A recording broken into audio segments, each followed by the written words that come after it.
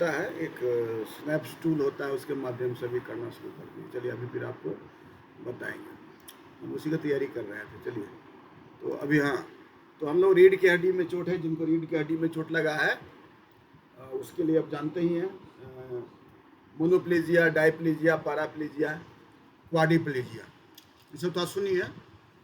धीरे धीरे जो व्हील चेयर यूजर है उनको पता होगा, जो नहीं है आप लोग कहीं जाइएगा तो आपको भी बताया जाएगा। आपको मालूम है व्हील चेयर रग्बी एसोसिएशन जो है उसके हम प्रेसिडेंट है ऑल इंडिया। और व्हील चेयर जो होता है क्वाड्रिप्लेजिक खेलता है, मैंने जिसका दोनों हाथ दोनों पैर जो अफेक्टेड होता है वो खेलते हैं, तो उसको बाद में बताएंगे आपको। फिर होता है हाइपरटोनिया, सेरेब्रल पाल्सी होता है हाइपोटोनिया। हाइपरटोनिया मांसपेशी का अधिक तनाव या करापन सेरेब्रल पाल्सी का होता है। हाइपर हाइपोटोनिया दोनों, या तो बहुत लूज मसल्स होता है या एक मसल कड़ा हो जाता है। और रेयर कंडीशन होता है जैसे डॉर्फिज्म मैंने कल बताया था, बौनापन जो है, बौना लोगों के लिए अलग तरह का जो है खेल होता है, तो बौना लोग के लिए भी हो गया। अब हम वर्गीकरण क्या करेंगे, दिव्यांगता के आधारित वर्गीकरण, जैसे कि मेडिकल इवेल्युएशन। मेडिकल एजुकेशन में क्या होगा, किसी एथलीट का उसका परीक्षण करते हैं, उसकी ताकत क्या है, जोड़ों का स्थिति क्या है, उसका विश्लेषण किया जाता है। वो ज़्यादातर फिजियोथेरेपिस्ट जो होते हैं उसको एनाटॉमी, हड्डी का, मांसपेशी का स्ट्रक्चर का जानकारी रहता है, तो उनको ये सब ट्रेनिंग दिया जाता है। लेकिन आपको भी धीरे धीरे जानना है, ठीक है। उसको फेंकवा कर देखा जाता है, उठवा कर देखा जाता है, व्हील चेयर रेसिंग किया जाता है, गति पर नियंत्रण देखा जाता है।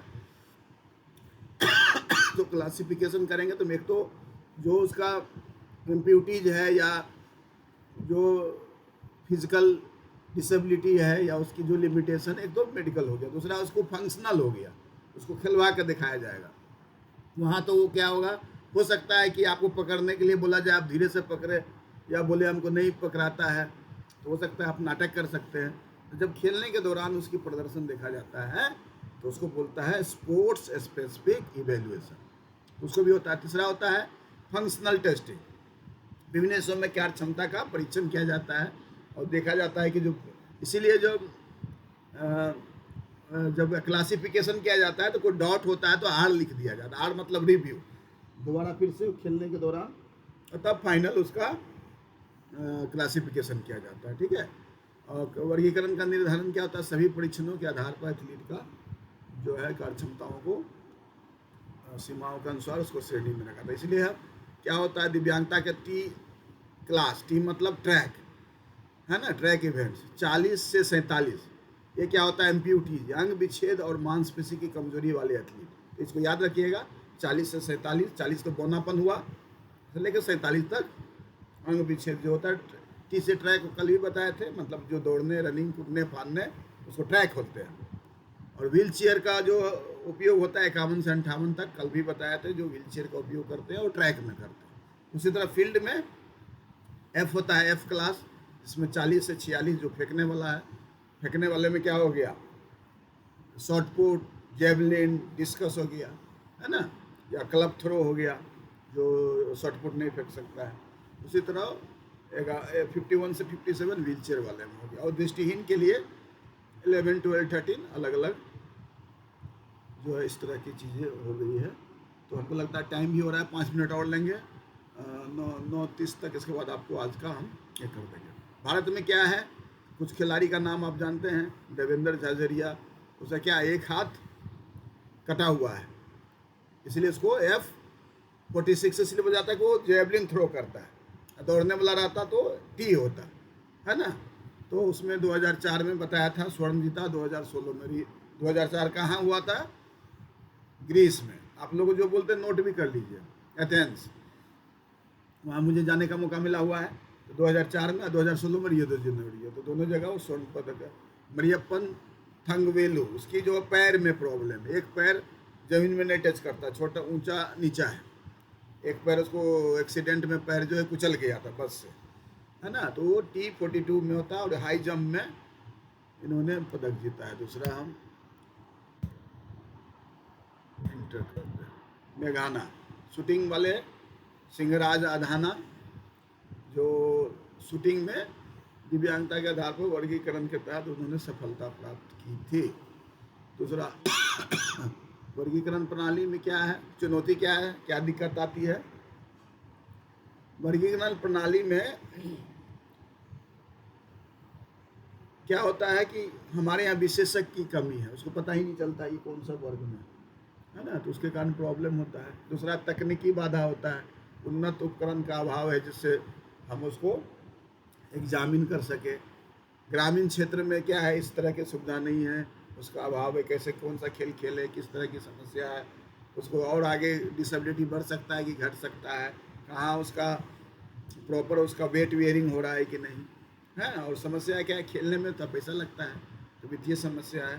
और आपको हम लोग बधाई दें, एक चीज़ और बधाई देते, आपको मालूम होगा कि हम लोग का जो है क्या कल जो है हमारे प्रधानमंत्री जी ने क्या हुआ है बता सकते हैं कि हम लोग का खेल नीति, भारत सरकार ने खेल नीति बनाया। अब खेल को व्यापक तौर पर NEP नेशनल एजुकेशन पॉलिसी के तहत और हमारा पढ़ाई जहाँ पर एजुकेशन होगा फिजिकल एजुकेशन को प्रायोरिटी दिया गया है। छोटे छोटे गांवों स्तर पर जो है इसको पहुंचाने के लिए जो है काम किया जा रहा है। तो इस बात का खेल नीति जो है बनाई गई है, NSP नाम दिया गया, नेशनल स्पोर्ट्स पॉलिसी, क्योंकि हमारा 2036 में क्या हो रहा है, ओलंपिक का मेजबानी के लिए हम लोग दावेदारी कर रहे हैं, तो उसकी तैयारी हो रहा है। और इसमें क्या हो, शैक्षिक रूपांतरण किया जा रहा है, जिसमें शारीरिक शिक्षा को केंद्र बनाया जा रहा है ना।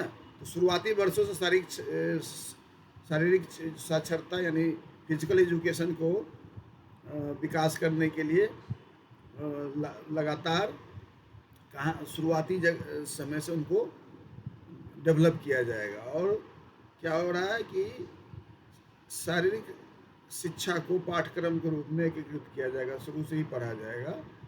और इसमें राष्ट्रीय शिक्षा नीति में भी इसको समन्वय स्थापित किया जाएगा। तो ये बहुत बड़ी चीज़ हो रहा है कि नेशनल स्पोर्ट्स पॉलिसी है ना, NSP भी लागू हो गया। तो हमको लगता है कि ये जो हमारा समस्या आ रहा है, इस समस्या में अब कमी आएगी, क्योंकि सरकार ने ही NSP नेशनल स्पोर्ट्स पॉलिसी 2025 लागू कर दिया गया है। ठीक है, तो शारीरिक दिव्यांगता को आधारित वर्गीकरण प्रणाली क्या है, पैरा एथलेटिक्स को निष्पक्ष, समावेशी और प्रतिस्पर्धात्मक बनाने के लिए महत्वपूर्ण उपकरण है। यह प्रणाली न केवल एथलीटों को समान अवसर प्रदान करती है, बल्कि उनके आत्मविश्वास और प्रदर्शन को भी बढ़ावा देती है। जैसे कि भारत जैसे देश में जहाँ दिव्यांगजनों की आबादी अधिक है, इस प्रणाली का प्रभाव क्रियान्वयन आवश्यक है, क्योंकि सही दिशा में प्रयास से भारत के दिव्यांग एथलीट वैश्विक मंच पर अधिक सफलता हासिल कर सकते हैं। ठीक है, तो नवीन शारीरिक दिव्यांगता के आधार पर वर्गीकरण का नवीनतम प्रगति तकनीकी सुधार के लिए कुछ वर्ष में क्या हुआ, शारीरिक दिव्यांगता आधारित वर्गीकरण प्रणाली में महत्वपूर्ण सुधार किए गए। इंटरनेशनल पैरालंपिक कमेटी ने आधुनिक तकनीकों को अपनाते हुए वर्गीकरण की प्रक्रिया को पारदर्शी, मनोवैज्ञानिक और सटीक बनाया गया। इसमें आर्टिफिशियल इंटेलिजेंस में कल बता रहा था कि मदद से जो है 3D बॉडी स्कैनिंग उपलब्ध है ना। तो 2024 में जो इंटरनेशनल पैरालंपिक खेल का वर्गीकरण में भी जो है डिजिटल रूप बताया गया था, जो कहाँ हुआ था, अभी पेरिस में हुआ था, आप जानते हैं। उसमें डायनामिक मोशन कैप्चर सिस्टम का परीक्षण किया गया, इसके आधार पर वर्गीकरण को भी जो है लागू किया। तो डायनामिक क्लासिफिकेशन प्रणाली जो है AI के मदद से, आर्टिफिशियल इंटेलिजेंस की मदद के चालू किया गया। तो चलिए हम लोग यहीं पर इसको आपको धीरे धीरे आपको बताएंगे, और आप लोग